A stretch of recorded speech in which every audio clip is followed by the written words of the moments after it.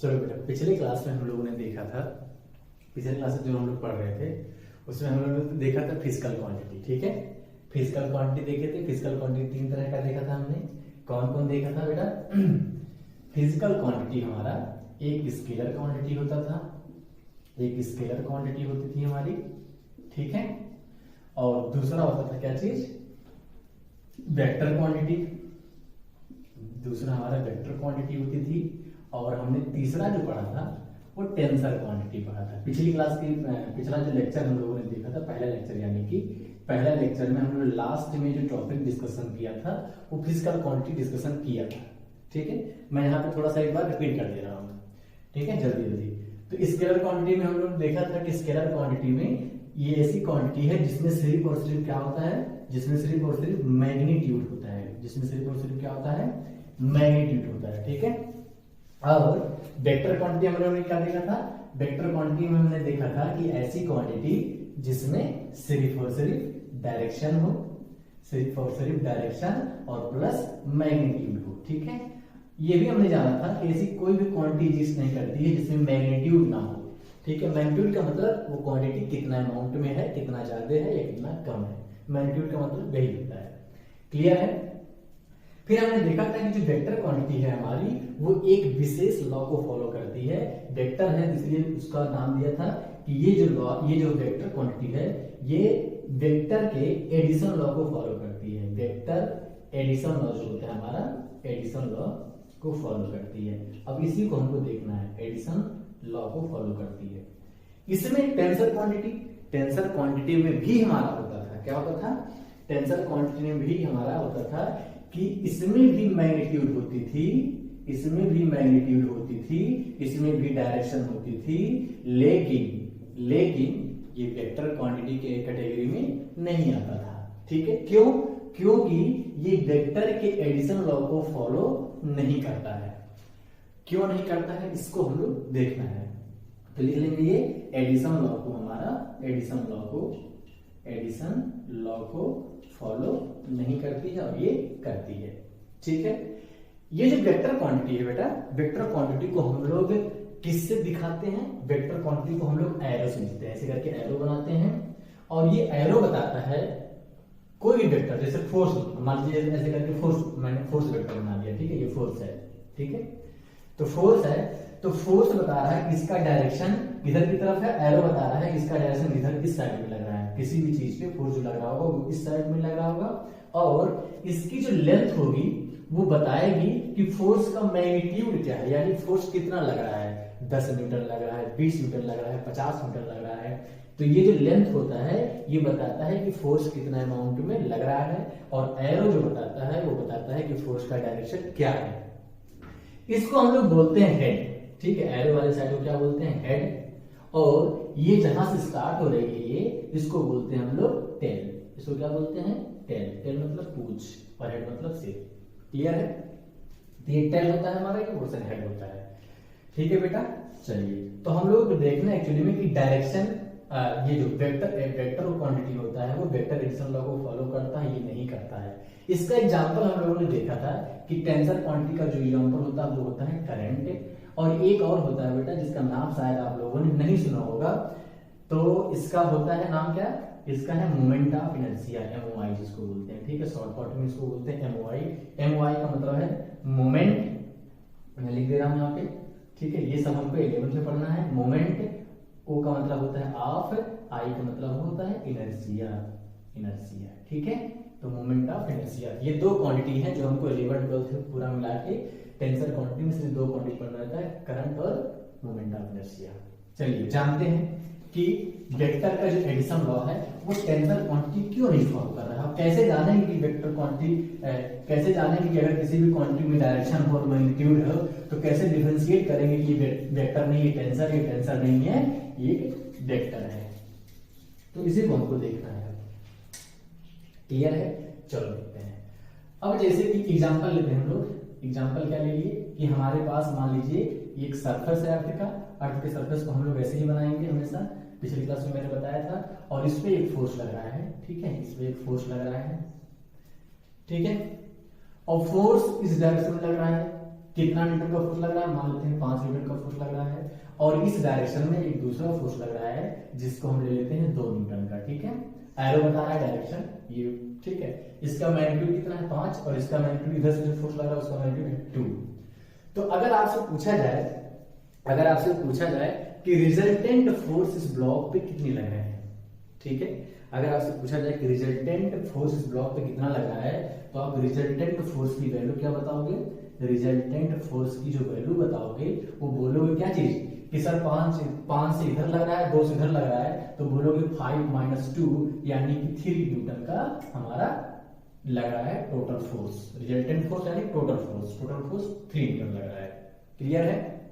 वहीं पे इसी एग्जांपल में देखें हम लोग, ठीक है, इसी एग्जांपल में देखें, बताओ बेटा कि इधर से अगर 5 न्यूटन का फोर्स लग रहा है और इधर से आपका 2 न्यूटन का फोर्स लग रहा है, तो अगर आपसे कोई पूछे कि बताओ बेटा इस ब्लॉक पे टोटल कितना फोर्स लग रहा होगा, तो आप बोलोगे क्या कि सर इधर से 5 लग रहा है, ठीक है, और इसका भी डायरेक्शन इधर से 2 लग रहा है, तो ये ब्लॉक और तेजी से भागेगा क्योंकि भाई सेम डायरेक्शन में 2 फोर्स लग रहा है, ठीक है।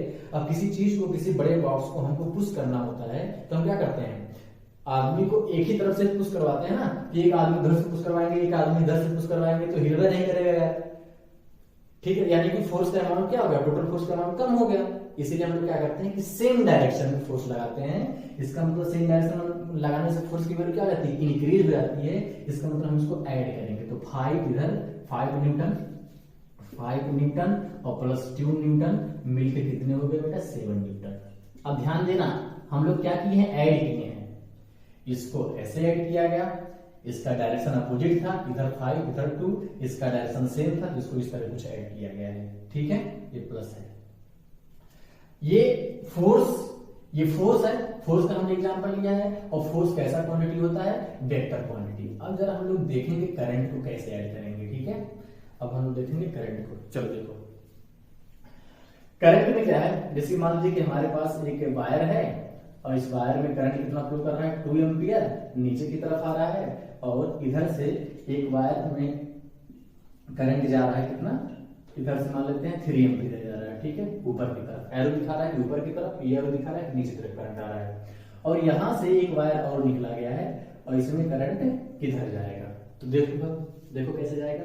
2 एम्पियर करंट इधर आ रहा है, 3 एम्पियर करंट इधर आ रहा है, तो इसमें जो करंट की अमाउंट होगी वो होगी 2 ampere plus 3 ampere is equal to 5 ampere होगी इसमें, ठीक है। इसमें जो टोटल अमाउंट ऑफ करंट होगा वो 5 एम्पियर होगा, ठीक है। अब देखो बेटा क्या किया हमने, ये अपोजिट में जा रहा था, इसके ये 2 एम्पियर नीचे की तरफ, ये 3 एम्पियर ऊपर की तरफ, लेकिन फिर भी हमने टोटल करंट निकालने के लिए दोनों को ऐड किया है। अगर इसी को हम कुछ ऐसे कर दें, ठीक है, ये मान लो ऐसे जा रहा है एक, और ये 3 वाला कुछ ऐसे आ रहा है, ठीक है, ये वायर हमारा, इसमें कितना करंट जा रहा है 3 एम्पियर, इसमें जा रहा है कितना 2 एम्पियर, और इसमें जाएगा कितना, तो 3 एम्पियर इसमें जा रहा है, 2 एम्पियर इसमें जा रहा है, तो इसमें कितना जाएगा, इसमें अभी भी 5 एम्पियर आएगा। इसका मतलब ये है कि एंगल चेंज करने से ये रिजल्टेंट करंट था हमारा, रिजल्टेंट पे कोई फर्क नहीं पड़ रहा है।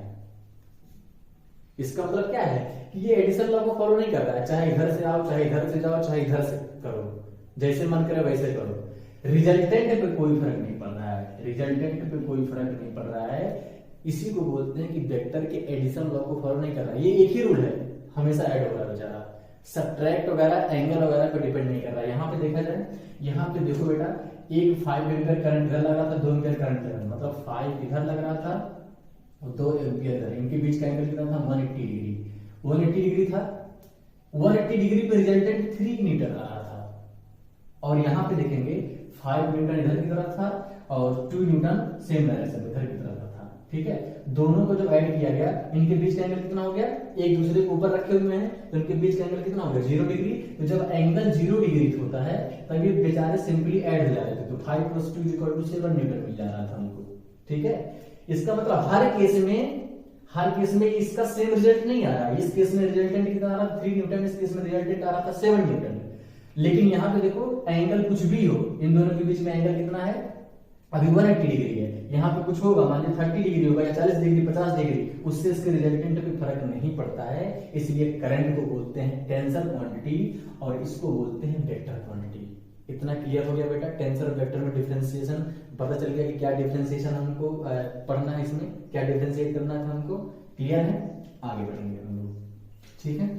चलो, तो इसीलिए हम लोग बोलते हैं करंट वेक्टर। इसी ये जो रूल पढ़े हमने कि एंगल पे डिपेंड करता है, ऐसी क्वांटिटी जो एंगल जिनका एडिशन एंगल पे डिपेंड करता है उसको हम लोग क्या बोल देंगे? Vector quantity. और ऐसी क्वांटिटी जिसका एडिशन जो है एंगल पे डिपेंड नहीं करेगा उसको बोल देंगे टेंसर क्वांटिटी। ये लिखने वाली बात है, ठीक है। नहीं लिखेंगे तब भी चलेगा, कोई दिक्कत नहीं है, मैंने बोल दिया है, आप रिपीट कर लीजिए, उसको लिख भी सकते हैं, कोई दिक्कत नहीं है।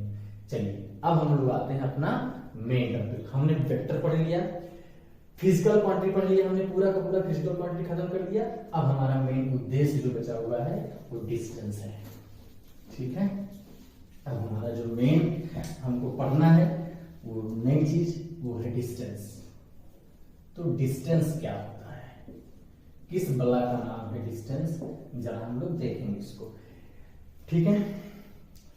तो डिस्टेंस आप लोग इसका नाम सुने होंगे क्योंकि आप हर जगह कभी भी कहीं जाना होता होगा ऐसी जगह पे जहां पर हमको चीजें मालूम नहीं है। जैसे मान लीजिए कि हमको जाना है रायपुर से, मान लीजिए दिल्ली जाना है, ठीक है।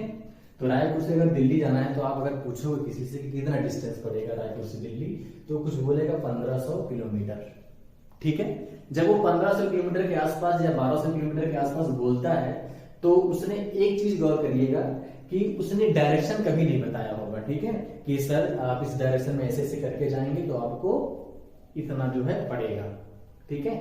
तो डिस्टेंस एक ऐसी क्वांटिटी है जिसमें सिर्फ और सिर्फ मैग्नीट्यूड होता है, डायरेक्शन इसमें नहीं होता है, ठीक है। मैं अभी डिफिनीशन नहीं पढ़ रहा हूं इसका, ठीक है, मैं इसकी प्रॉपर्टी पढ़ रहा हूं अभी, ठीक है।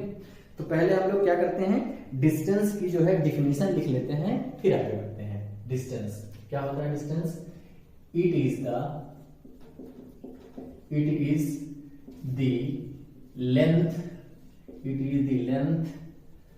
Of the path, it is the total length of the path covered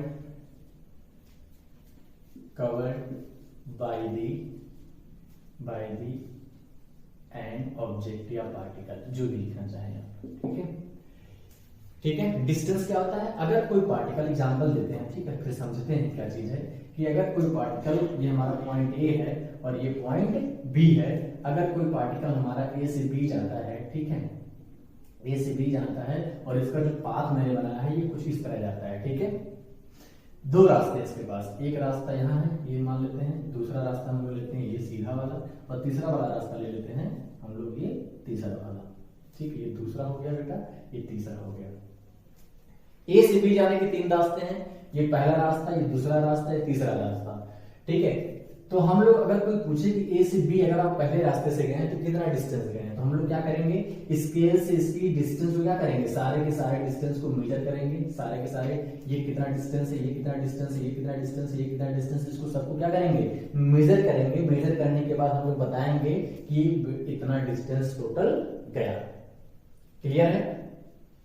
यहां से भी अगर ये पाथ सेकंड वाला पाथ ट्रेवल करता है तो इसकी डिस्टेंस की वैल्यू क्या होगी, इसको हम लोग मेजर करेंगे, मेजर करके बताएंगे कि पार्टिकल इतना पाथ गया है। यानी कि हम क्या बता रहे हैं, यानी कि हम ये बता रहे हैं कि पार्टिकल जिस पाथ से आया है उस पाथ का डिस्टेंस या लेंथ कुल कितना है, उसी को बोलेंगे हम लोग उस पार्टिकल का इतना डिस्टेंस कवर करके आया है। वो पार्टिकल जो है हमारा टोटल इतना डिस्टेंस कवर करके आया है। क्लियर है? तो डिफिनीशन बहुत इजी है, डिस्टेंस बहुत टफ नहीं होता है ये, लेकिन हम लोग डिस्टेंस तब टफ बन जाता है जब हम लोग क्या पढ़ेंगे, ठीक है, डिस्प्लेसमेंट पढ़ लेंगे। जरा एक क्वेश्चन देख लेते हैं डिस्टेंस पे, चलिए, इजी क्वेश्चन है डिस्टेंस पे क्वेश्चन, चलिए देखेंगे। हमारा एक पार्टिकल है, ये हमारा ए है, ये पॉइंट बी है, ये पॉइंट सी है। क्लियर है? ए से बी का डिस्टेंस दिया गया है 3 मीटर और बी से सी का डिस्टेंस दिया गया है 4 मीटर, और पार्टिकल जा रहा है हमारा ए से बी से सी जा रहा है। तो अगर आपसे कोई पूछे कि distance covered by the particle क्या है, distance covered by the particle क्या है, ए से चलना शुरू करता है, सी पे पहुंचता है, उसका पाथ ऐसे करके दिखाया गया है। तो आप बताएंगे क्या कि सर डिस्टेंस जो होगा, डिस्टेंस टोटल जो होगा वो 3, यहां से ए से बी गया, ए बी का लेंथ प्लस बी सी का लेंथ, तो ए बी का लेंथ कितना दिया गया 3 मीटर और बी सी का लेंथ दिया गया आपको 4 मीटर, तो कुल कितना मीटर हो गया बेटा 7 मीटर हो गया। ठीक है, यानी कि पार्टिकल ए से सी जाने में कुल कितना डिस्टेंस गया 7 मीटर गया। क्लियर है? चलिए, तो जब हमने वेक्टर क्वांटिटी और स्केलर क्वांटिटी पढ़ा था, जब हमने वेक्टर और स्केलर क्वांटिटी पढ़ा था तो उसमें हम लोग देखा था कि डिस्टेंस एक ऐसी क्वांटिटी है जिसमें डायरेक्शन नहीं होती है। यानी कि पहला पॉइंट लिखेंगे हम लोग, यानी कि पहला पॉइंट क्या होगा कि डिस्टेंस हमारा जो है, distance is a scalar quantity. Scalar quantity, distance कैसी क्वांटिटी है? एक स्केलर क्वांटिटी है। क्लियर है? अब डिस्टेंस को, डिस्टेंस की यूनिट क्या होगी? अब डिस्टेंस को आपको मेजर करना होगा, तो डिस्टेंस को आप किस में मेजर करोगे? या तो सेंटीमीटर में मेजर करोगे, या तो मिलीमीटर में मेजर करोगे, या फिर मीटर में मेजर करोगे, या किलोमीटर में मेजर करोगे, तो कुछ तो यूनिट होगा। ठीक है, जैसे आप बोल रहे हो कि हमने डिस्टेंस लिए, बड़ा कमाल का चीज दी है। ठीक है, ये क्या कहता है कि किसी भी चीज को आपको मेजर करना है, अगर ठीक है किसी भी चीज को आपको मेजर करना है तो उसका तो यूनिट लिखना पड़ेगा ना बेटा। अब जैसे मान लीजिए कि आपके पास मास है, ठीक है, आपके पास मास है और आप मास किसमें मेजर कर रहे हो? आप मास मेजर कर रहे हो ग्राम में। एक बोल रहा नहीं कि हम किलोग्राम में मेजर कर रहे हैं, तो नाम भी तो देना। एक बोल रहा है कि नहीं हम पाउंड में मेजर कर रहे हैं, तो नाम देने का तो नाम कुछ भी दे सकते हो आप। क्लियर है? तो इस चीज को फिक्स करने के लिए कि हम किलोग्राम में मेजर करेंगे कि ग्राम में मेजर करने के लिए मेजर करेंगे, इसके लिए दो इंटरनेशनली, यानी कि पूरा जो दुनिया था हमारा, यूनिट का क्या नाम, गलतफहमी ना हो। ठीक है, सब लोग एक ही यूनिट में मेजर करें तो वो सबके लिए क्या होगा, इजी होगा। अब जैसे कि मान लीजिए कि हमारे इंडिया में कि यूनिट मान लो कुछ नाम दे दिया गया, ठीक है, उल्टा सीधा कुछ भी नाम देते हैं, गिरोह नाम रख दिया गया, हमारा निरहु नाम रख दिया गया। ठीक है, मास का जो यूनिट है उसका नाम रख दिया गया निरहु। ठीक है, निरहु नाम रख दिया गया उसका। अब जब मास का यूनिट का नाम निरहु रख दिया गया, ठीक है, और हमारे यहाँ इंडिया में निरहु नाम रख दिया गया, और मान लो कि चाइना में नाम रख दिया, क्या चीज, कुछ और नाम दिया गया, मान लो चाइना में ची नाम रख दिया गया। ठीक है, तब होगा क्या कि हमारे बीच में और चाइना के बीच में फिर मास को मेजर करने में क्या होगी, तकलीफें होगी, क्योंकि हम मास को मेजर कर रहे हैं कि इसमें निरहु में निरहु, उसको पता नहीं है कि निरहु क्या होता है, और चाइना वाला ची में मेजर कर रहा है तो ची पता नहीं है हम लोगों की ची क्या होता है। ठीक है, इसीलिए पूरा जो कंट्री था उसने डिसाइड किया कि भाई हम लोग यूनिट को ऐसा काम करते हैं, किसी भी चीज को अगर आप मेजर करना चाहते हैं तो उसका एक सिस्टम बना दीजिए। ठीक है, तो उसका एक सिस्टम बना दीजिए। तो हम लोग जनरली जो है, ठीक है, खैर वैसे 2-3 सिस्टम बनाऊंगा, लेकिन हम लोग 2 पढ़ेंगे। ठीक है, एक पढ़ेंगे क्या चीज, यूनिट मेजर करने का एक सिस्टम है हमारा एसआई। ठीक है, एसआई सिस्टम यूनिट। ठीक है, और एक होता है हमारा सीजीएस यूनिट। ठीक है, एक होता है हमारा सीजीएस यूनिट। ठीक है, अब एसआई यूनिट क्या कहता है, इसका फुल फॉर्म मैं देख लेता हूं पहले। इसका फुल फॉर्म है the international international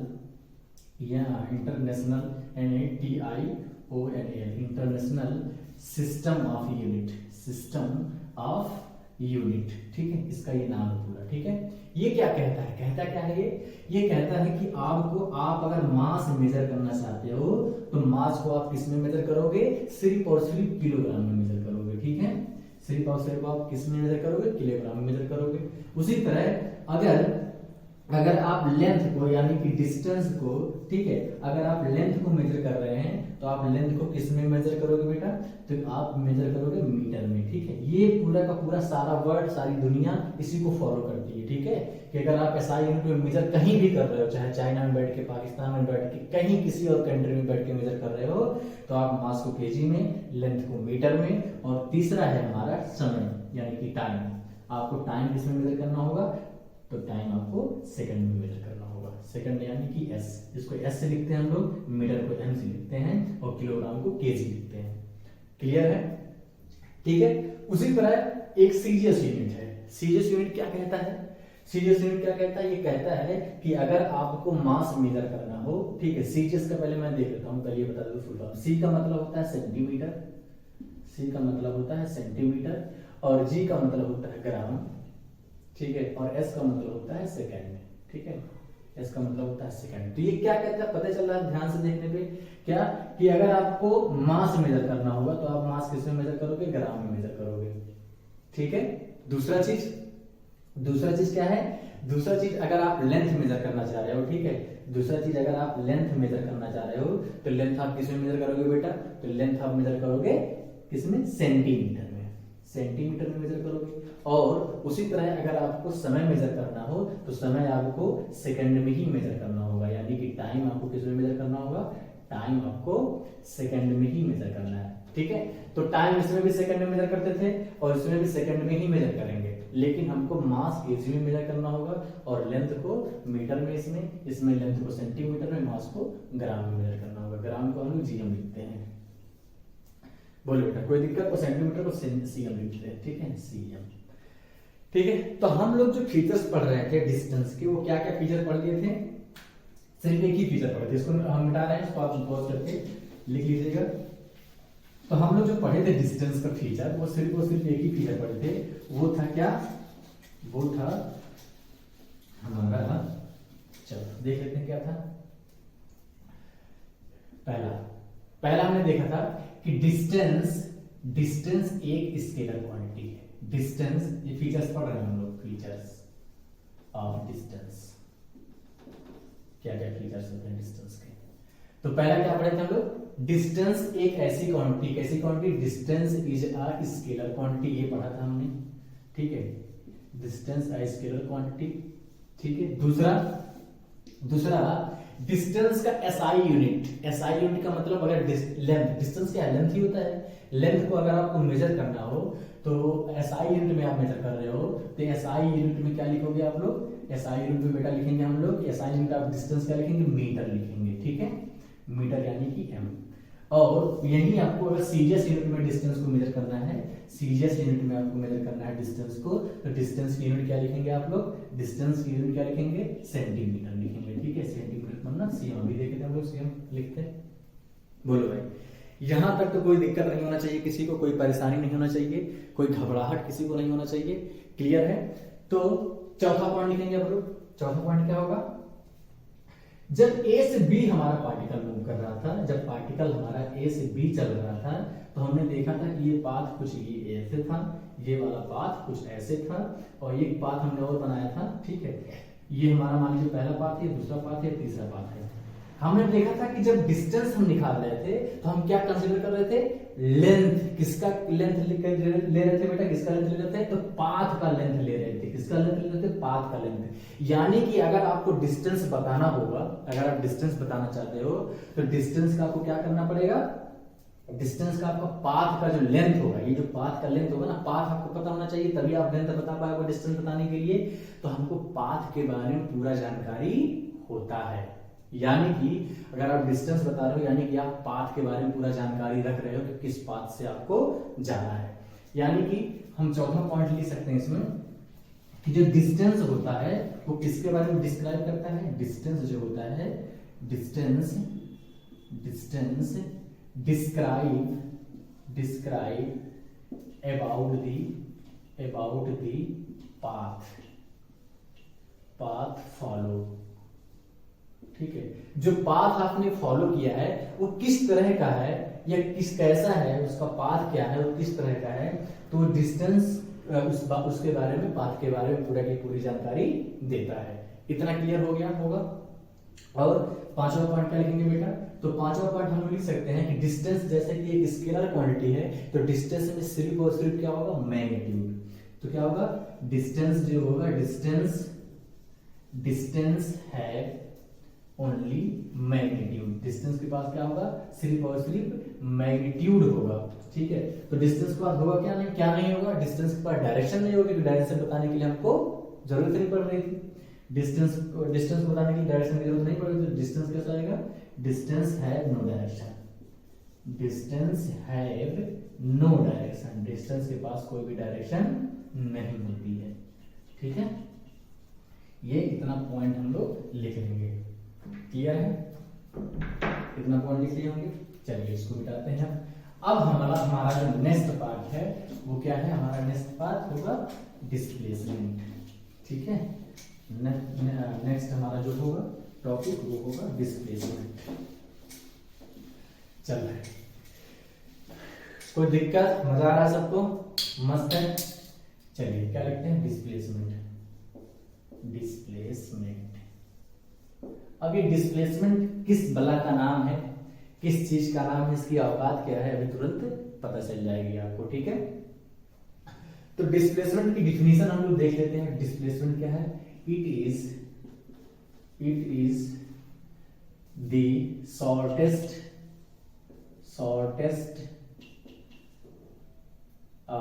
length, length, length, it is the shortest length of the path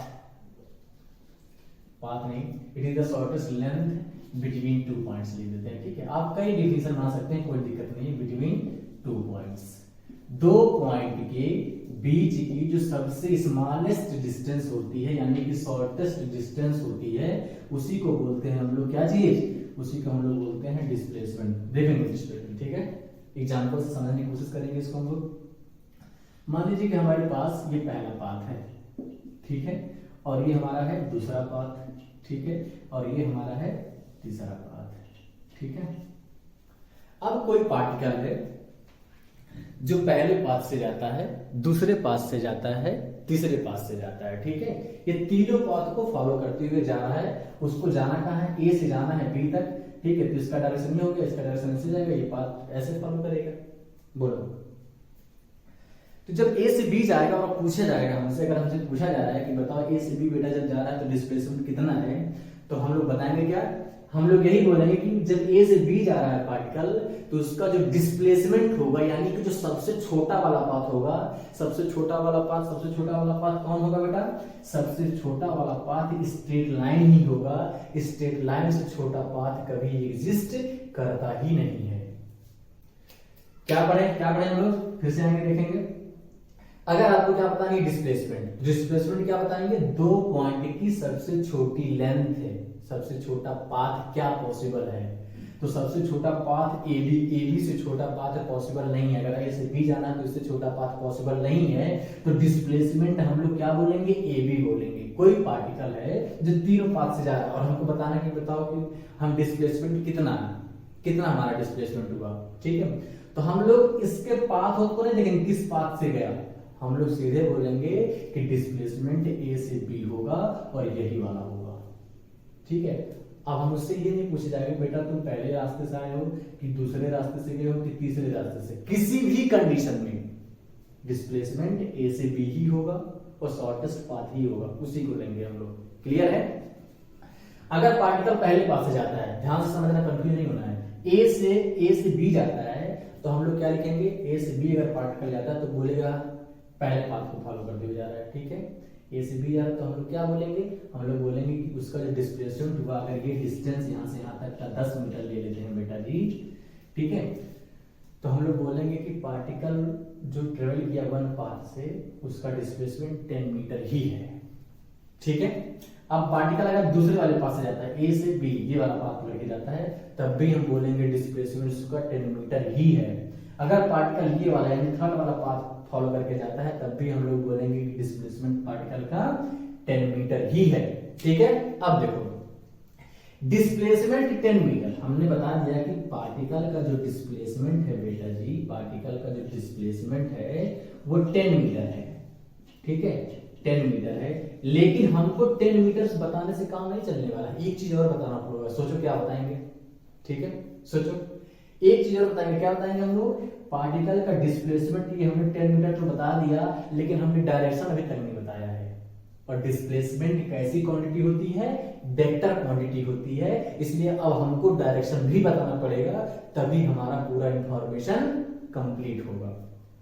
तो ए से बी पार्टिकल किसी भी पाथ को फॉलो करके आता है तो उसका डिस्प्लेसमेंट 10 मीटर होगा इन द डायरेक्शन क्या होगा, फ्रॉम ए टू बी। क्या लिखेंगे, डायरेक्शन क्या लिखेंगे इसका, द डायरेक्शन क्या होगा, डायरेक्शन होगा इसका, पार्टिकल का जो डायरेक्शन होगा वो होगा from A to B, from A to B लिखेंगे, not B to A. B to A नहीं लिख सकते हम लोग, क्योंकि पार्टिकल ए से बी जा रहा है तो डायरेक्शन उसका ए से बी हमको बताना ही पड़ेगा। बोलो भाई, यानी कि हमको डिस्प्लेसमेंट बताने के लिए दो चीज की बहुत ही ज्यादा आवश्यकता होगी। एक तो होगी क्या, उसकी मैग्नीट्यूड, ये क्या है बेटा, उसकी मैग्नीट्यूड ही है, और ये क्या बता रहा है, उसकी डायरेक्शन बता रही है। क्लियर है? चलो क्लियर हो गया होगा सारा चीज क्लियर हो गया। अब हम इसके एक छोटा सा क्वेश्चन देख लेते हैं इस पे, ठीक है, फिर आगे हम लोग करेंगे इसको आगे। अभी इसके फीचर्स के बारे में देखेंगे, हटाना नहीं है कि डिस्प्लेसमेंट का फीचर क्या होगा, डिस्टेंस का फीचर क्या होगा, इसके बारे में हम लोग लिखेंगे। चलो देखो क्वेश्चन ले लेते हैं हम लोग। क्वेश्चन नंबर पहला ले लेते हैं। तो क्वेश्चन पहला क्या है कि पार्टिकल हमारा ये है, हमारा ए पॉइंट, और ये हमारा बी पॉइंट, और ये है हमारा सी पॉइंट। क्लियर है? मजा आ रहा है सबको? ओके, तो पार्टिकल ए से बी जा रहा है, कितना डिस्टेंस दे दिया गया, ये मान लीजिए 3 मीटर दे दिया गया, ठीक है। ये जो ए से बी जब जाता है तो उसका डिस्टेंस 3 मीटर है। फिर बी से सी जा रहा है, बी से सी जा रहा है, इसका जो दिया गया है वो 4 मीटर दे दिया गया है। आपको फाइंड क्या करना है, पहले क्या करना है, find distance covered by the particle. दूसरा डिस्प्लेसमेंट कवर्ड कितना होगा, displacement covered by the particle कितना होगा, ठीक है। ये दोनों चीज बतानी है आपको। पार्टिकल ए से स्टार्ट करता है और सी तक पहुंचता है, पाथ उसका ए टू बी, बी टू सी है। डिस्टेंस तो हम लोग इजीली बता देंगे बेटा। डिस्टेंस होता क्या है, डिस्टेंस हम लोग पढ़ा है, distance is the length of the path.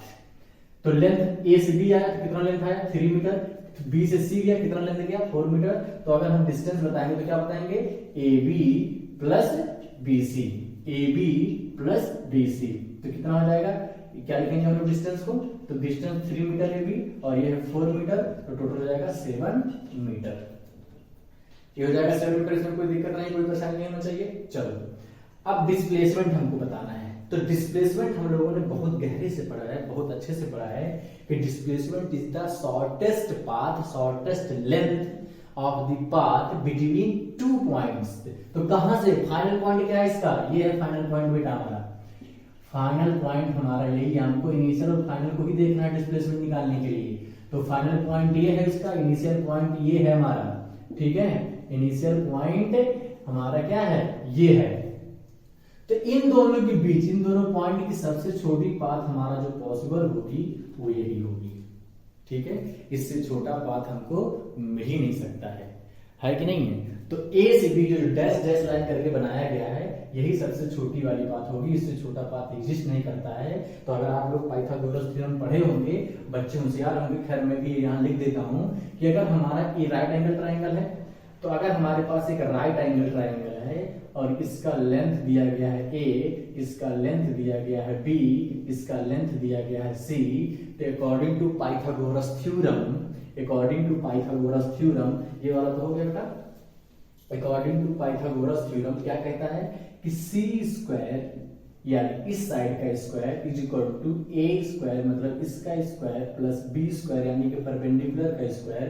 तो सी की वैल्यू लिख सकते हैं हम लोग क्या चीज, root of A square plus B square लिख सकते हैं, ठीक है। अब यहां देखेंगे इस ट्रायंगल में हमको डिस्प्लेसमेंट निकालना है, यानी कि ए और सी, ये पॉइंट अगर यहां लिख दो सी, तो हमको क्या निकालना है, डिस्प्लेसमेंट के लिए क्या निकालेंगे, एसी का लेंथ निकालना है।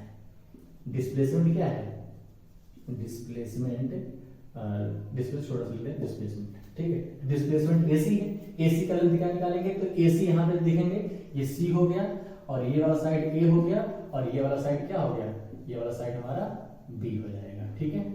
तो इस फॉर्मूला लिखेंगे तो सी इक्वल टू कितना आ जाएगा बेटा, तो ए की वैल्यू कितनी है 3, तो 3 का स्क्वायर प्लस बी का वैल्यू कितना है 4, तो 4 का स्क्वायर इज इक्वल टू क्या आ जाएगा, रूट ऑफ 3 का स्क्वायर कितना हो गया 9 और 4 का स्क्वायर कितना हो गया 16। तो इसको क्या आ जाएगा रूट ऑफ 25, दोनों को ऐड करेंगे 16 प्लस 9 कितना होता है 25, और इसको लिख सकते हैं क्या 5 into 5 पेयर बनाएंगे तो कितना आएगा, ये 5 आ जाएगा। बोलो और 5 हम लोग क्या लेंगे, नेगेटिव पॉजिटिव नहीं लगाना है इसमें, ठीक है। हम लोग सिर्फ मैग्नीट्यूड की बात कर रहे हैं, मैग्नीट्यूड यानी लेंथ, सिर्फ डायरेक्शन नहीं बता रहे हैं अभी, ठीक है। तो हम लोग सिर्फ क्या लेंगे, प्लस माइनस दोनों आएगा, लेकिन हम लोग सिर्फ क्या लेंगे, प्लस वाला पार्ट लेंगे, माइनस वाला पार्ट नहीं लेंगे, क्योंकि हमको सिर्फ मैग्नीट्यूड बताना है, ठीक है। तो डिस्प्लेसमेंट क्या हो गया, इसका डिस्प्लेसमेंट AC इक्वल टू कितना आ गया, 5 मीटर। अब हमने पूछा, हमने बोला है क्या चीज की डिस्प्लेसमेंट एक वेक्टर क्वांटिटी है। तो डिस्प्लेसमेंट जब एक वेक्टर क्वांटिटी है तो इसका डायरेक्शन भी बताना पड़ेगा हमको। तो डायरेक्शन क्या होगा, A से C क्या होगा, डायरेक्शन भी बताना पड़ेगा हमको। तो डायरेक्शन कितना है, डायरेक्शन होगा हमारा A to C होगा डायरेक्शन। इतना किया है, इसमें कोई परेशानी, कोई दिक्कत, कोई घबराहट, कोई झंझनाहट, कोई चुनचुनाहट नहीं होना चाहिए। बोल भाई, आगे बढ़ा जाए क्या, ठीक है। तो क्या बताएंगे हम लोग डिस्प्लेसमेंट, एक बार फिर से रिपीट कर देते हैं। तो डिस्प्लेसमेंट जो होगा पार्टिकल का, जो पार्टिकल A से B से C किया गया, उसका जो टोटल डिस्प्लेसमेंट होगा वो कितना होगा, टोटल डिस्प्लेसमेंट AC होगा। AC की वैल्यू 5 मीटर निकाले और डायरेक्शन भी बताना पड़ेगा, डायरेक्शन A to C होगा। चलो, अब तो सारा चीज क्लियर हो गया होगा। अब जरा हम लोग डिस्प्लेसमेंट के फीचर्स लिख लेंगे, ठीक है। डिस्प्लेसमेंट के क्या लिख लेंगे, फीचर्स लिख लेंगे, डिस्प्लेसमेंट के फीचर्स लिख लेंगे। चलो, डिस्प्लेसमेंट ये क्या क्या फीचर्स है इसके। पहला, डिस्प्लेसमेंट कैसा क्वांटिटी है, displacement is a vector quantity. ये क्या है, एक वेक्टर क्वांटिटी है बेटा, ठीक है, वेक्टर क्वांटिटी, ठीक है। डिस्प्लेसमेंट क्या है, एक वेक्टर क्वांटिटी है। दूसरा लिखेंगे हम लोग क्या चीज, अगर ये वेक्टर क्वांटिटी है तो हम लोग इसमें ऐड कर सकते हैं क्या चीज, it had direction as well as magnitude. इसके पास डायरेक्शन भी होगा और मैग्नीट्यूड भी होगा, ठीक है, दोनों एक साथ होंगे। और किसी भी क्वांटिटी, मैंने पहले बताया कि किसी भी क्वांटिटी, कोई भी क्वांटिटी हो, उसके पास मैग्नीट्यूड जरूर होगा, चाहे टेंसर क्वांटिटी हो, चाहे वेक्टर क्वांटिटी हो, चाहे स्केलर क्वांटिटी हो, कोई भी क्वांटिटी हो उसके पास मैग्नीट्यूड जरूर होगा। तीसरा पॉइंट लिखेंगे बेटा हम लोग, तीसरा पॉइंट देखें। अब हमने जब ये वाला एग्जांपल दिया था A से B वाला, अब इसको गौर से देखना है। हमने बताया था कि चाहे पार्टिकल पाथ 1 से जाए, चाहे पार्टिकल पाथ 2 से जाए और चाहे पार्टिकल पाथ 3 से जाए, अगर डिस्प्लेसमेंट आपको बताना होगा तो डिस्प्लेसमेंट आप सिर्फ A to B ही बताते थे, पाथ के बारे में कोई आइडिया नहीं देते थे, ठीक है। पाथ के बारे में कोई आइडिया आप हमको नहीं देते थे। तो हम लोग बेटा यहां से लिख सकते हैं क्या चीज, कि displacement do not describe about the path के बारे में कोई जानकारी हमको डिस्प्लेसमेंट नहीं देता है। जानकारी कौन देता है हमको डिस्प्लेसमेंट के बारे में, तो डिस्प्लेसमेंट के बारे में जानकारी हमको सिर्फ और सिर्फ डिस्टेंस देता है, डिस्प्लेसमेंट नहीं देता है। चलो, और लिखेंगे क्या चीज, चौथा पॉइंट हम लोग लिख सकते हैं कि SI यूनिट इसका क्या होगा। तो SI यूनिट, ये भी भाई डिस्प्लेसमेंट लेंथ ही तो होता है, तो लेंथ का SI यूनिट क्या होगा, SI यूनिट भूल गए क्या, SI यूनिट क्या होता है, तो SI यूनिट क्या हो जाएगा, मीटर। तो लेंथ का क्या होता था, मीटर। और CGS यूनिट क्या हो जाएगा इसका, तीसरा, चौथा, पांचवा। और CGS यूनिट क्या हो जाएगा इसका, CGS यूनिट लिख सकते हैं क्या चीज, लेंथ का CGS यूनिट होता है सेंटीमीटर। तो क्या लिख देंगे इसका, सेंटीमीटर, ठीक है। और बहुत इंपॉर्टेंट पॉइंट, ये डिस्टेंस में हमने नहीं लिखवाया था, क्यों, क्योंकि हम डिस्प्लेसमेंट नहीं पढ़े थे। चलो, स्केलर क्वांटिटी और वेक्टर क्वांटिटी। डिस्प्लेसमेंट एक वेक्टर क्वांटिटी है, लिख दे रहा हूं यहां पे, डिस्प्लेसमेंट और डिस्टेंस, ठीक है, ये हमारा वेक्टर होता था और ये हमारा स्केलर होता था। ठीक है, ध्यान देना, बहुत इंपॉर्टेंट पॉइंट है, बच्चे बहुत कंफ्यूज होते हैं इसमें। ये जो कोई भी क्वांटिटी अगर वेक्टर, कोई भी क्वांटिटी, ये सबके लिए वैलिड है, बता रहा हूं मैं, कोई भी क्वांटिटी हो अगर वो वेक्टर क्वांटिटी है तो उसकी जो वैल्यू होती है वो पॉजिटिव भी हो सकती है, निगेटिव भी हो सकती है और जीरो भी हो सकती है। ठीक है, कोई भी 100% उसकी वैल्यू पॉजिटिव भी एग्जिस्ट करेगी, निगेटिव भी एग्जिस्ट करेगी और जीरो भी एग्जिस्ट करेगी। ठीक है, पॉजिटिव बताता है, ठीक है, अभी मैं बताऊंगा पॉजिटिव क्या बताता है, निगेटिव क्या बताता है, ठीक है, अभी दोनों बताऊंगा। जीरो का मतलब तो क्वांटिटी है ही नहीं है, अगर कोई क्वांटिटी जीरो है इसका मतलब क्वांटिटी है ही नहीं है यार। चलो स्केलर क्वांटिटी में आएंगे हम लोग। स्केलर क्वांटिटी में कुछ ऐसी क्वांटिटी हैं, कुछ ऐसी क्वांटिटी हैं जिनकी वैल्यू पॉजिटिव भी होती है, निगेटिव भी होती है और जीरो भी होती है।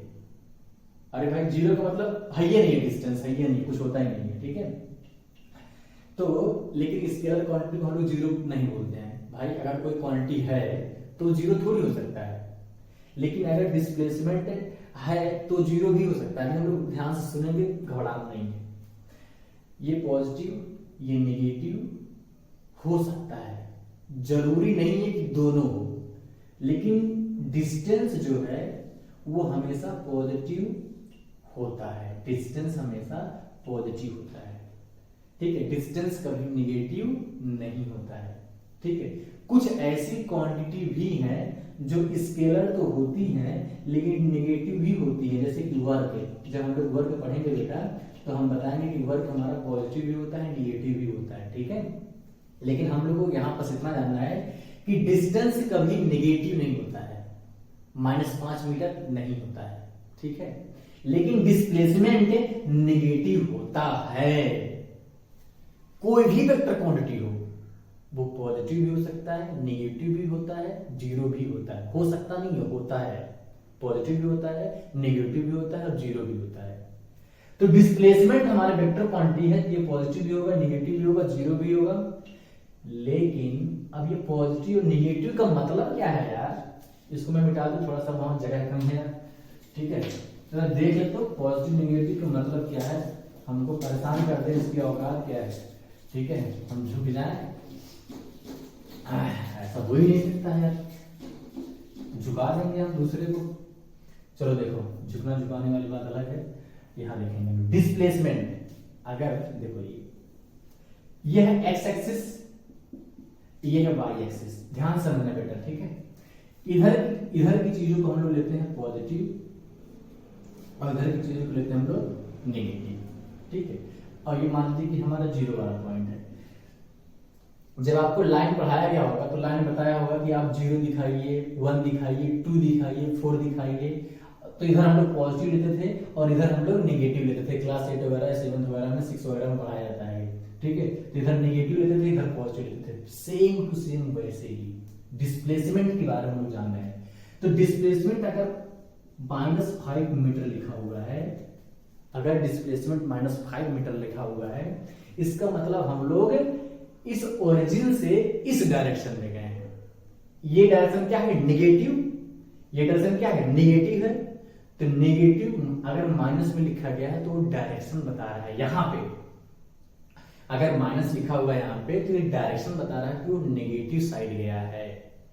अगर कोई चीज लिखा है, डिस्प्लेसमेंट की वैल्यू लिखी है, डिस्प्लेसमेंट की वैल्यू लिखी है 5 मीटर, ठीक है, यानी कि बता रहा है कि इस डायरेक्शन में, ठीक है, हमारी तरफ, ठीक है, इधर की तरफ 5 मीटर गया है। मतलब ये डायरेक्शन भी बता दे रहा है और मैग्नीट्यूड भी बता दे रहा है। क्लियर है, कोई दिक्कत तो नहीं है। ठीक है, इसीलिए बोला गया कि वेक्टर क्वांटिटी नेगेटिव भी हो सकती है और पॉजिटिव भी होती है, हो सकती है नहीं होती है। ठीक है, हम भी थोड़ा सा उल्टा बोल दे रहे हैं कभी कभी। तो वेक्टर क्वांटिटी डिस्प्लेसमेंट नेगेटिव भी होती है, पॉजिटिव भी होती है, लेकिन डिस्टेंस आप हमेशा 10 मीटर बोलोगे, क्योंकि उसमें डायरेक्शन है ही नहीं है, उसमें डायरेक्शन है ही नहीं है। क्लियर है, तो क्या होगा, अगला पॉइंट हम लोग डिस्प्लेसमेंट क्या लिखने वाले हैं बेटा। अगला पॉइंट जो भी था क्या था, 6 हो गया तो 7वां पॉइंट था शायद हमारा। तो 7वां पॉइंट क्या था कि डिस्प्लेसमेंट कैन बी पॉजिटिव हो सकता है, नेगेटिव और जीरो भी हो सकता है, और जीरो भी हो सकता है, ठीक है। बट डिस्टेंस जो होगा हमारा, distance can not be negative और जीरो भी नहीं होता है और नेगेटिव भी नहीं होता है। अगर कोई पार्टिकल चल रहा है तो डिस्टेंस नेगेटिव हो सकता है, कुछ तो लेंथ चला होगा, अब रुका होगा बेचारा इंसान, तो हम थोड़ी बोलेंगे कि पार्टिकल जो है चल रहा है, ठीक है। हम बोलेंगे पार्टिकल रेस्ट में है, पार्टिकल जब रेस्ट में तो डिस्टेंस जीरो होगा, ये तो कॉमन सेंस वाली बात है, ठीक है। तो इसीलिए लिखवाया गया है कि अगर पार्टिकल कोई चल रहा हो तो उसका डिस्टेंस जीरो नहीं हो सकता है, उसकी डिस्टेंस की वैल्यू नेगेटिव नहीं हो सकती, कुछ तो चला होगा। लेंथ को नेगेटिव थोड़ी कर सकते हैं हम लोग, लेंथ तो मेजर कर रहे हैं, लेंथ मेजर करेंगे तो कुछ ना कुछ आएगा, नेगेटिव में थोड़ी चला जाएगा, तो वो चीज है। चलिए और एक बहुत इंपॉर्टेंट चीज, ये 7 और 8 वाला पॉइंट क्या होता था। देखो बेटा,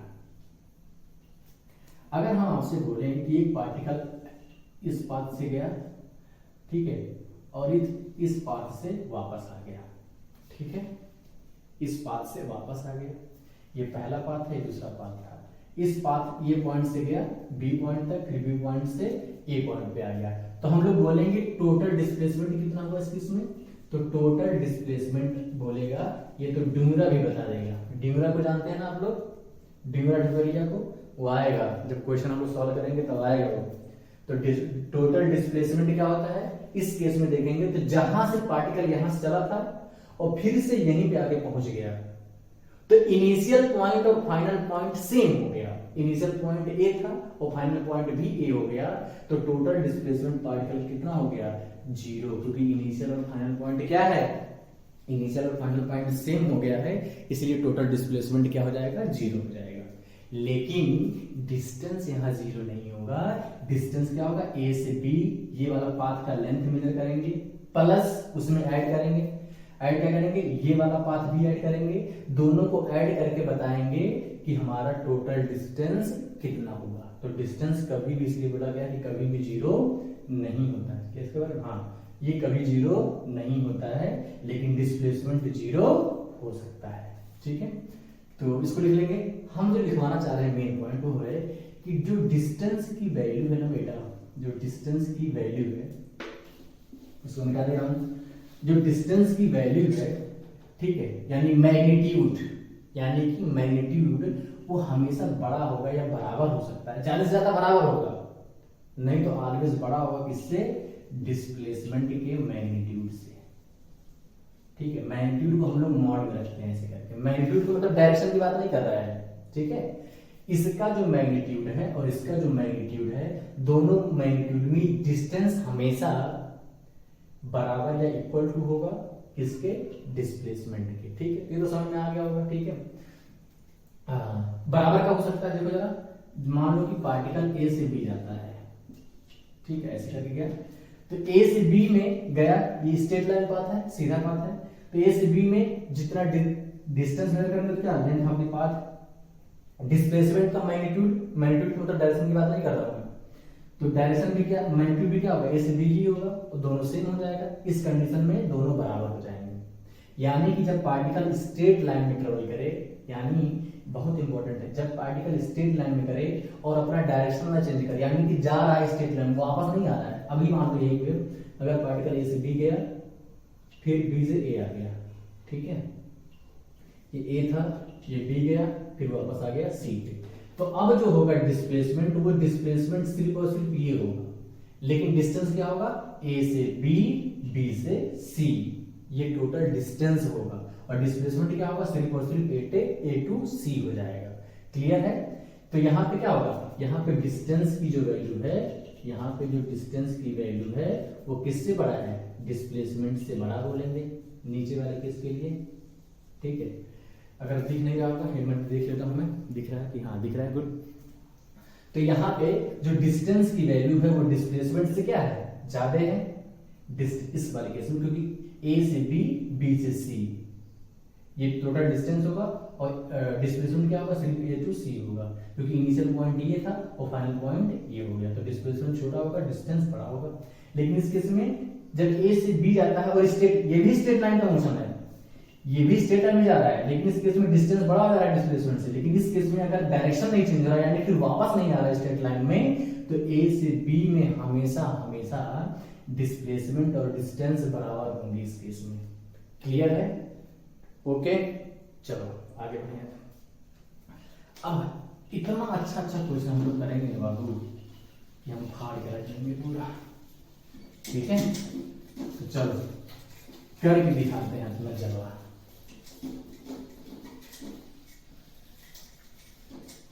पहला क्वेश्चन, ठीक है? पहला क्वेश्चन, मैं ये जो टॉपिक अभी खत्म मैं करूंगा, ठीक है? तो मैं आपको नीचे जो है लिंक में डिस्क्राइब कर, डिस्क्रिप्शन लिंक में आपको लिंक दिया जाएगा, वहां पे आपको क्वेश्चंस रहेंगे, उस क्वेश्चंस को लिंक के थ्रू जाइएगा तो आप क्वेश्चन डाउनलोड कर लीजिएगा, ठीक है? और सारा का सारा क्वेश्चन अभी तक जितना भी टॉपिक हमने पढ़ा है वो सारे के सारे टॉपिक से रिलेटेड क्वेश्चन रहेंगे, आपको उसको सॉल्व करके उसका आंसर भी मैं भेज दूंगा, ऑब्जेक्टिव क्वेश्चन रहेंगे ताकि आपको कंसेप्ट क्लियर हो जाए, ठीक है? तो पहला क्वेश्चन हम लोग जहां तक सॉल्व कर पाते हैं यहाँ पे सॉल्व करेंगे, एक दो क्वेश्चन ज्यादा से ज्यादा। चलिए देखिए,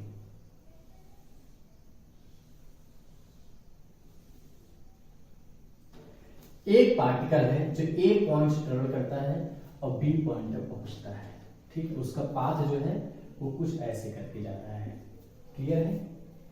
इसकी जो रेडियस दी गई है, ठीक है, उसकी जो रेडियस दी गई है वो 7 मीटर दी गई है रेडियस, ठीक है? और ये पूरा का पूरा हाफ सर्कल है, ये पूरा का पूरा क्या है, हाफ सर्कल है, ठीक है? हाफ सर्कल है, तो ये थोड़ा सा ऐसे इसको झुका देते हैं, हाँ, ठीक है? अब अगर ये हाफ सर्कल ये बेटा सेंटर होगा, ये क्या होगा, ये सेंटर ओ होगा, और इसका रेडियस 7 मीटर है। आपको फाइंड करना है पहला कितना डिस्टेंस कवर किया पार्टिकल इस केस में, और दूसरा कितना डिस्प्लेसमेंट ट्रेवल किया पार्टिकल। डिस्प्लेसमेंट और डिस्टेंस दोनों बताने हैं इस केस में, ठीक है? तो डिस्टेंस के लिए क्या करेंगे हम लोग, अगर हम डेटा और देता हूं आपको, ये दिया गया आपको 10 मीटर, ये 10 लिखा हुआ है, ठीक है? इसका रेडियस उन्होंने दे दिया, इधर लिखा हुआ है कितना 5 मीटर ले लिखा हुआ है, ठीक है? तो डिस्टेंस के लिए क्या करोगे बेटा, आप यहां से यहां तक का पाथ मेजर करोगे, फिर ये कर्व वाला पाथ मेजर करोगे, फिर यहां से यहां तक का पाथ मेजर करोगे, तो ये पूरा का पूरा आपका डिस्टेंस निकलेगा, ठीक है? निकाल के दिखाइए आप लोग जरा, मैं देखूं वीडियो पॉज नहीं हो गया, ठीक चल रहा है। ए से बी तक जाएगा तो कितना डिस्टेंस आएगा, तो जरा निकालो बेटा। ये मान लो पॉइंट ले लेता हूं मैं सी, और ये पॉइंट ले लेता हूं डी, तो ए टू सी डिस्टेंस क्या होगा, A to C plus C to D, ये वाला पाथ है, C to D plus D to B, ठीक? क्वेश्चन लिख लिए होंगे, मैं इसको निकाल दे रहा हूं।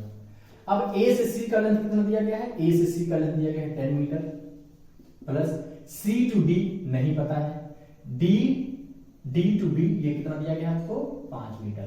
अब ये वाला कैसे निकलेगा, ठीक है? ये वाला लेंथ कैसे निकलेगा बेटा, ये जो है आपका वो कैसे निकलेगा, ठीक है? तो इसको निकालने के लिए क्या करेंगे, देखो हमारा जो पूरा का पूरा सर्कल होता है उसका जो पेरीमीटर होता है, ठीक है, सर्कमफ्रेंस जो होता है टोटल पेरीमीटर वो कितना होता है 2 पाई आर होता है, ठीक है? 2 पाई आर होता है पेरीमीटर, ठीक है?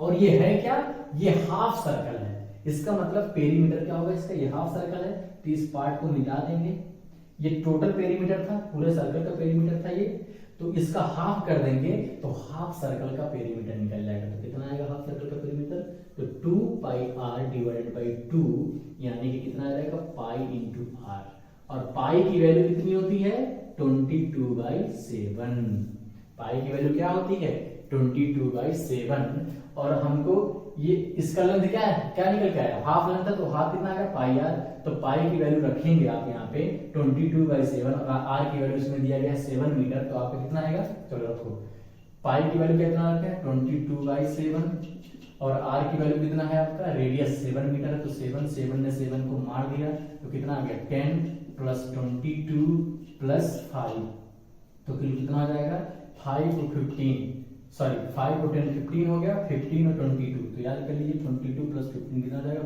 5 2 7 3 1 2 1 3 हो जाएगा, 37 मीटर आ गया। ठीक है, यानी कि डिस्टेंस कितना आ गया, टोटल डिस्टेंस 37 मीटर आ जाएगा। इसमें किसी को कोई डाउट, कोई दिक्कत, कोई परेशानी नहीं होगा, अगर होगा तो कमेंट बॉक्स में जरूर बताइएगा। ठीक है, चलिए अब डिस्प्लेसमेंट की बारी है, डिस्प्लेसमेंट की बारी है। ठीक है, अब डिस्प्लेसमेंट की बारी है, तो डिस्प्लेसमेंट कैसे निकलेंगे, तो डिस्प्लेसमेंट निकाल देते हैं बेटा। डिस्प्लेसमेंट तो इजी है यार, ठीक है, इतना हम डिटेल में पढ़ लिए, डिस्प्लेसमेंट सारा ही हमसे ना बने, ऐसा हो ही नहीं सकता है। ठीक है, डिस्प्लेसमेंट यानी शॉर्टेस्ट पाथ, तो शॉर्टेस्ट पाथ देखो ए से बी गया है, ए से बी, तो ये शॉर्टेस्ट पाथ मतलब ये वाला सीधा सीधा सीधा, बीच में मुड़ेगा ही नहीं। ठीक है, ये बीच में मुड़ने वाला नहीं है। अब देखो ये पूरा का पूरा क्या हो जाएगा, डायमीटर हो जाएगा, क्योंकि हाँ ये पूरा का पूरा सर्किल बनाएंगे तो क्या बनेगा, डायमीटर ही तो बनेगा, तो ये डायमीटर है, और डायमीटर यहाँ से ये रेडियस होगा और ये भी रेडियस होगा, यानी कि सेंटर से सर्कल के किसी भी पॉइंट को मिला देंगे तो रेडियस हो जाएगा, तो रेडियस, तो डायमीटर कितना होता है 2 × r हो जाएगा। अगर यहाँ स्मॉल r लिखा गया है तो डायमीटर क्या हो जाएगा, पूरा का 2r हो जाएगा। तो डिस्प्लेसमेंट कितना हो जाएगा, ए से यहाँ तक का सीधा वाला डिस्प्लेसमेंट, तो सीधा वाला डिस्प्लेसमेंट कितना हो जाएगा, तो लिखो ए से सी कितना था 10, तो 10 plus 2r plus d to b कितना 5, तो क्या हो जाएगा बेटा ये 10 प्लस 2, r की वैल्यू कितनी है 7 मीटर, तो 7 प्लस 5 यानी कितना आ गया 10 प्लस 2 7 जा 40 प्लस 5, ये कितना हो जाएगा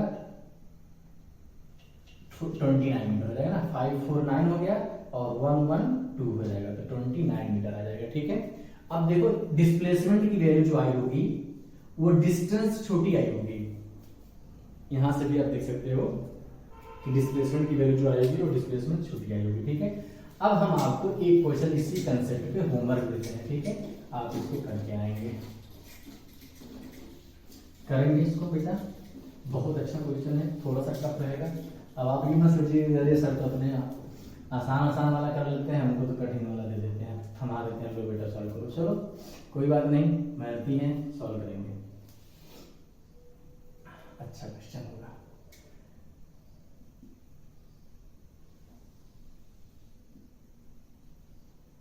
ठीक है, पार्टिकल हमारा बैठा हुआ है पॉइंट ए पे, ठीक है, और ये डिस्टेंस दिया गया है आपको 3 मीटर, और ये पॉइंट है आपका सी और ये पॉइंट है आपका बी, ये पूरा का पूरा हाफ सर्कल है। ठीक है, ये हाफ सर्कल का पाथ है। ठीक है, हाफ सर्कल का पाथ है, इसकी जो रेडियस दी गई है सेंटर है, इसकी रेडियस दी गई है 2 मीटर, और पार्टिकल ये 4 मीटर है, हाँ 2 मीटर हो गया रेडियस। अब आपको बताना है कि जब पार्टिकल ए से सी आएगा और इस पाथ से फॉलो करते हुए आ रहा है, ठीक है, इस पाथ से फॉलो करते हुए टू सी आ रहा है, तो पहले फाइंड करना है आपको डिस्टेंस ए टू सी कितना हुआ डिस्टेंस, दूसरा डिस्प्लेसमेंट ए टू सी कितना हुआ डिस्प्लेसमेंट, ये आपको बतानी, ये आपका होमवर्क रहेगा आज के लिए। बस इतना ही, बेस्ट ऑफ लक, मजा करते रहिए, इस तरह के क्वेश्चन बनाते रहिए। हाँ, एक चीज याद रखिएगा कि वीडियो को डिस्क्रिप्शन बॉक्स में हमने लिंक को अपलोड कर रखा है, वहां से आप क्वेश्चन निकाल के उसका आंसर भी दिया जाएगा। क्वेश्चन निकाल के आप, अगर कोई दिक्कत होती है तो आप कमेंट बॉक्स में भी मैसेज कर सकते हैं, कोई क्वेश्चन आपका सॉल्व कर लेंगे। अगला क्वेश्चन में हम लोग क्या पढ़ेंगे, स्पीड, कुछ क्वेश्चंस और करेंगे अगर प्रॉब्लम होगी, स्पीड और डिस्प्लेसमेंट पढ़ेंगे, और सॉरी स्पीड एंड वेलोसिटी पढ़ेंगे, और एक्सेलरेशन अगर मूल्य होगा तो एक्सेलरेशन पढ़ लेंगे। आज के लिए बस इतना ही।